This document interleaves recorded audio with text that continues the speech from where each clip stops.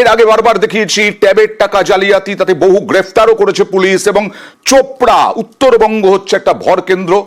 সেই ট্যাবের টাকার পর এবার স্কলারশিপের টাকা জালিয়াতি, স্কলারশিপের কোটি কোটি টাকা গায়েব। এই ব্যক্তির বিরুদ্ধে অভিযোগ। পঞ্চায়েতের অফিসার স্কলারশিপের টাকা গায়েব করেছেন। কাঠগড়ায় এই পঞ্চায়েতের অফিসার স্কলারশিপের টাকা গায়েবে সিআইডি তদন্ত শুরু হয়ে গেছে।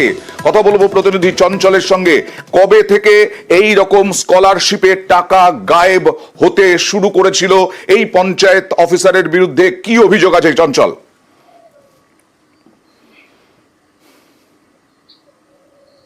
দেখো অয়নদা, তোমাকে জানিয়ে রাখি যে উত্তর দিনাজপুর জেলার যে করণডিঘি ব্লক, সেই করণডিঘি ব্লকের যে পড়ুয়ারা রয়েছে, সেই পড়ুয়াদের যে স্কলারশিপের টাকা গায়েবের ঘটনা সামনে উঠে আসে। এরপরেই কিন্তু করণডিঘি থানায় দুটি মামলা রুজু হয়।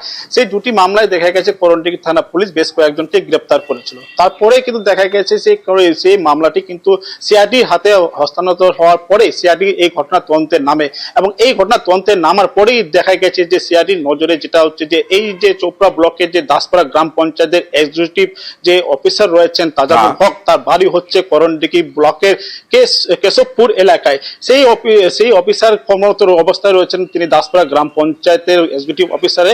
সেই তদন্তে দেখা যাচ্ছে যে এই যে অভিযুক্ত গ্রাম পঞ্চায়েতের যে আধিকারিক, তিনি কিন্তু সরাসরি এই জালিয়াতির সাথে যুক্ত রয়েছেন, এবং প্রচুর পরিবার, বহু পরিবার যে টাকা, সেই টাকা কিন্তু তিনি হাফিজ করেছেন, এমনটা কিন্তু অভিযোগ উঠে আসছে। এরপর কিন্তু ওই যে আমি আসবো চঞ্চল তোমার কাছে, পঞ্চায়েত প্রধান কি বলছেন একবার দেখাবো, তারপরে তোমার কাছে আবার আসবো। যখন আমার এখানে ও চার্জ পায়, প্রথম চার্জ এখানে পাইছিল, ভিডিও ভালো বাঁচতে হবে, কাজের দিক থেকে খুব ভালো। আগে ও কি করছে, অনলাইনে চুরি করছে না কি করছে, ব্যাপারটা তো আমরা বলতে পারবো না। তাহলে তিনি মাইনরিটিতে তছরূপ করেছেন নাকি? শোনা যাচ্ছে মাইনরিটিতে করছে। কত টাকা হবে আমি তো কোনো বলতে পারবো না। পেপারে যা লেগছে কোটি কোটি টাকা কথা লেগছে। এই পঞ্চায়েতে উনি কতদিন ধরে অ্যাপয়েন্টমেন্ট? 3 বছর মোটামুটি। 3 বছর ধরে কাজ করছিলেন। 3 বছর ধরে কাজ করছেন। সেই ভদ্রলোক কোথায় এখন? স্কলারশিপের টাকা গায়েবের পরে এখন কোথায়? না নিশ্চয়ই তার সঙ্গে আরো অনেকে জড়িত।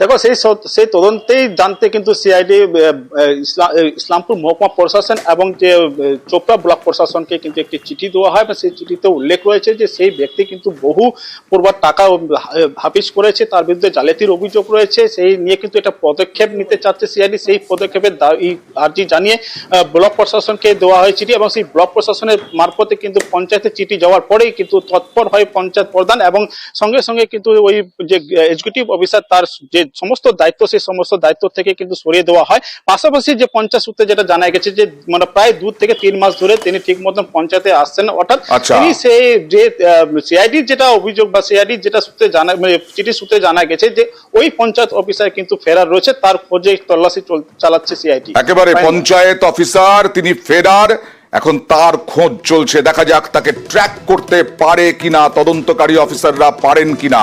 কোটি কোটি টাকা গায়েব, স্কলারশিপের টাকাও। এবার খড়গপুরে আবার উত্তেজনা, সেই খবর দেখাবো। কেন উত্তেজনা আপনাদের মনে করিয়ে দিই।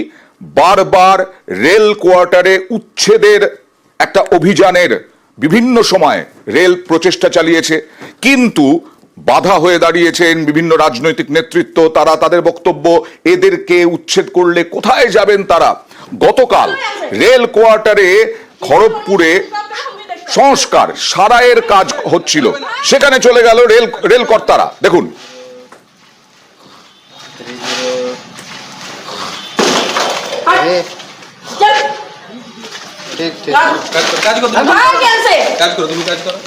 আর তারপরে বাড়ি সংস্কারে বাধার অভিযোগ কার বিরুদ্ধে? কাউন্সিলরের বিরুদ্ধে। কাউন্সিলর রেল কর্তাদের মধ্যে বচসা।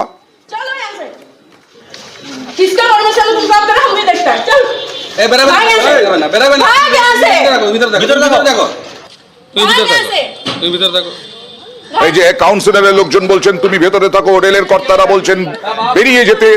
এই নিয়ে বচসা। গতকাল শেষমেশ রণে ভঙ্গ দিয়ে ফিরে যায় রেল। তারপরে আবার আজকে এডিআরএম এর নেতৃত্বে কাউন্সিলরও সেখানে ছিলেন। দেখুন,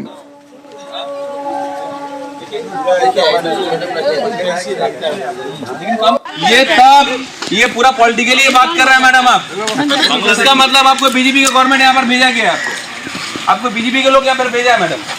बांग्लादेश यहाँ पर प्रूफ कीजिए, आपका काम है वो। এডিআরএম বলেছেন নাকি যে এখানে সব বাংলাদেশি বসবাস করেন, আর কাউন্সিলর তখন আক্রমণ করেছেন এডিআরএম কে যে আপনি বিজেপি আপনাকে পাঠিয়েছে। দেখুন কাউন্সিলর কি বলছেন। কালকে একটা বাড়িটা রিপেয়ারিং হচ্ছিল, হঠাৎ করে আইডব্লিউ আরপিএফ এসেছিল, বাড়িটা বন্ধ করতে হবে।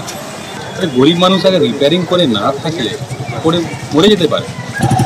এর আগেও এরা ইলেকশনে আগেও এমনি এটা করেছিল যে বস্তি ঢুকে ঢুকে এরা কারেন্ট কেটে দিচ্ছিল, জল কেটে দিচ্ছিল, এরা করে।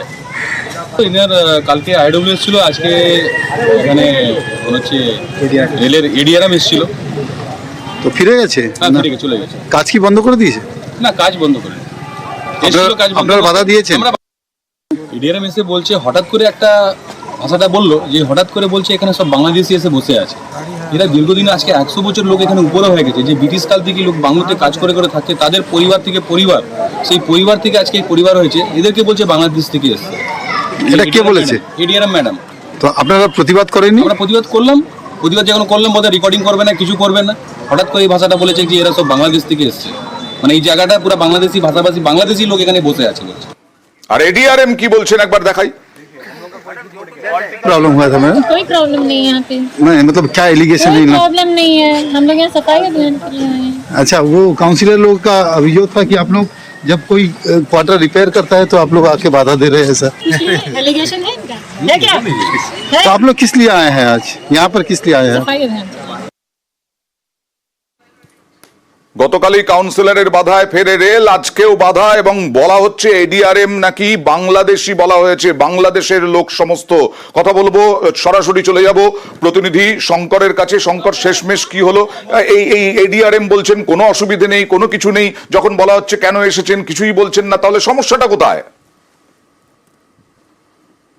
দেখো বারবার এই খবর আমরা তুলে ধরেছি, তার কারণ হচ্ছে যে এই লোকসভা নির্বাচনের সময় রাজ্যের মুখ্যমন্ত্রীর কাছে অভিযোগ করেছিল তৃণমূল কর্মী সমর্থকরা যে রেল বিজেপিকে ভোট করানোর জন্য কখনো বিদ্যুৎ তো কখনো জলের পাইপ কেটে দেয়, এবং এই এলাকাতে যে গরিব মানুষরা দীর্ঘদিন ধরে রয়েছে তাদেরকে রীতিমতন হুমকি দেয় যাতে বিজেপিকে ভোট করে দেয়, এমনটাই অভিযোগ করেছিল তৃণমূল। এরপরে রাজ্যের মুখ্যমন্ত্রী এসে মেদিনীপুরে জানিয়ে দিয়েছিলেন যে গরিব বস্তিতে থাকা লোকেদের কোনোভাবে উচ্ছেদ করা যাবে না, আর যদি রেল উচ্ছেদ করতে আসে সেই ক্ষেত্রে তৃণমূল তাতে তাদের হয়ে তাদেরকে প্রতিবাদ জানাবে। এবং এরপর থেকে নানা ভাবে যখনই তারা উচ্ছেদ করতে এসে তখন তৃণমূল প্রতিবাদ জানিয়েছে। গতকাল থেকে আজ সকাল পর্যন্ত তাহলে কি হলো, আলটিমেটলি কি হলো? দেখো যখন ওই এডিআরএম ওইখানে পৌঁছায় এবং তিনি সরজমিনে গতকালের যে ঘটনা ঘটেছিল সেটা খতিয়ে দেখে এবং যাতে কাজ বন্ধ হয় সেটা বাধা দিতে এসেছিলেন, কিন্তু স্থানীয় যে কাউন্সিলর রোহান দাস তিনি কি একেবারে স্থানীয়দের নিয়ে সেখানে জমায়েত করে তাকে বলে যে আমরা এখানে কাজ বন্ধ করতে দেব না, তাদেরকে বাংলাদেশি বলে বলে এমনটাই অভিযোগ। আজও কি রেল ফিরলো রণভঙ্গ দিয়ে? বক্তব্য একেবারে অয়নদার স্থানীয় বাসিন্দা এবং তৃণমূল কর্মী সমর্থকদের যে বাধা, তার সেই বাধার মুখে তৃণমূল কাউন্সিলর অভিযোগ করেছেন যে এডিআরএম বলছেন সব বাংলাদেশি এবং বিজেপি এডিআরএম কে পাঠিয়েছে। তার বদলে আমরা কথা বলেছিলাম দিলীপ ঘোষের সঙ্গে। দিলীপ ঘোষ বলছেন যে উন্নয়নের নামে রাজনীতি করে লাভ নেই, সব দখল করছে তৃণমূল। দেখুন, টিএমসি কেবল রাজনীতি করে সব জায়গায় গিয়ে রেলের জায়গা ওখানে বহু লোক ধরে বহুদিন ধরে বহু লোক বসে আছে। রেল যখন ডেভেলপমেন্ট করে লোকেরা সরে যায়, এর আগে কোনো হয়নি, কিন্তু টিএমসি সব জায়গায় গিয়ে রাজনীতি করে। যেহেতু বিজেপির ওখানে শক্তি আছে তো লোককে খেপিয়ে বিজেপির বিরুদ্ধে নিয়ে যাওয়ার চেষ্টা হয়। টিএমসির কাছে কোনো ইস্যু নাই, না ডেভেলপমেন্ট করতে পারছে, না তারা জল দিতে পারছে। একাধিক জায়গায় টিএমসি পার্টি অফিস করে রেখেছে রেলের জায়গায়, ডজন এসি লাগিয়ে অফিস। তো এইভাবে রেলের জায়গা দখল করে ওখানে দাদাগিরি হচ্ছে, পয়সা কামানো হচ্ছে, আর তাই সরকারের কাছে বাধা দিচ্ছে। 60টা রেলের প্রজেক্ট টিএমসি জায়গা দেয় না বলে আটকে আছে, ওরা উন্নয়ন না করে রাজনীতি করতে চায়, এতে কারো লাভ হবে না। এবার চলে যাবো আসানসোলে। আসানসোলেতে কয়লা খনিতে নিয়োগ আঁচ, স্থানীয়দের নিয়োগ করতে হবে। স্থানীয়দের বিক্ষোভে উত্তেজনা ছড়ায়, সেখানে অভিযোগ বহিরাগতদের দিয়ে কাজ করানো হচ্ছে। কথা বলবো প্রতিনিধি দীপকের সঙ্গে। দীপক, এইখানে কি অভিযোগ মোটামুটি যে স্থানীয়রা কি কাজই পাচ্ছেন না, আর ইসিএল কর্তৃপক্ষ তাদের কি বক্তব্য?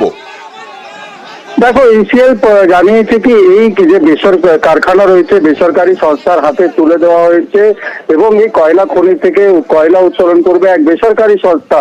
সেই সংস্থাকে দাবি জানিয়েছিল স্থানীয় গ্রামবাসীরা, এই কর্মী নিয়োগ করতে গেলে স্থানীয় যুবকদেরকে কাজে নিয়োগ করতে হবে। সেই মতো প্রতিশ্রুতিও দিয়েছিল কয়লা খনি কর্তৃপক্ষ কি তারা স্থানীয় যুবকদেরকেই কাজে নিয়োগ করবে, কিন্তু দেখা যায় পরে কি যে স্থানীয় যুবকরা রয়েছে তারা দুটি দলে ভাগ হয়ে গেছে, অর্থাৎ দুটি ভাগে ভাগ হয়ে গেছে। তাই কয়লা খনি কর্তৃপক্ষ পরিষ্কারভাবে জানিয়ে দেয় গ্রামবাসীদেরকে যে একটি কমিটি গঠন করে এলে তাদেরকে কাজে নিয়োগ করা হবে এবং স্থানীয় যুবকদেরকেই কাজে নিয়োগ করা হবে।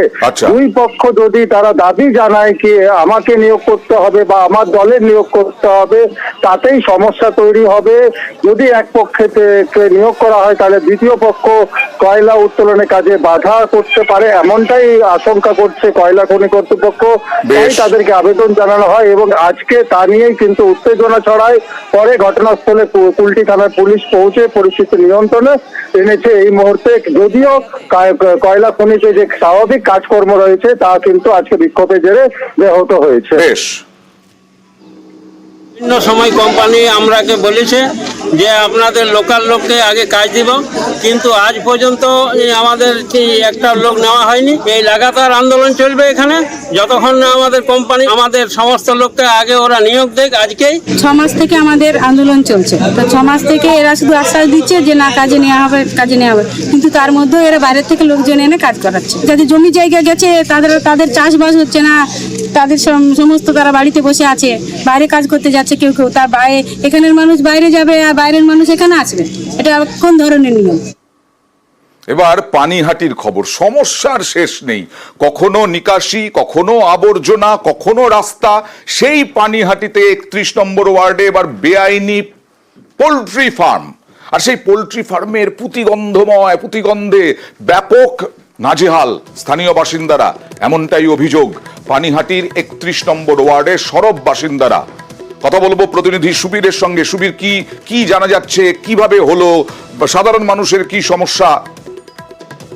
দেখো, আমরা পানিহাটি পৌরসভার 31 নম্বর ওয়ার্ড পল্লীশ্রী এলাকাতে বেআইনি ভাবে এই পোল্ট্রি ফার্ম তৈরি করেছিল যে পোল্ট্রি ফার্মের যিনি মালিক আছেন তিনি, এবং গত কয়েক মাস আগে কিন্তু এই পোল্ট্রি ফার্ম আগুনে ভস্মীভূত হয়ে গিয়েছিল।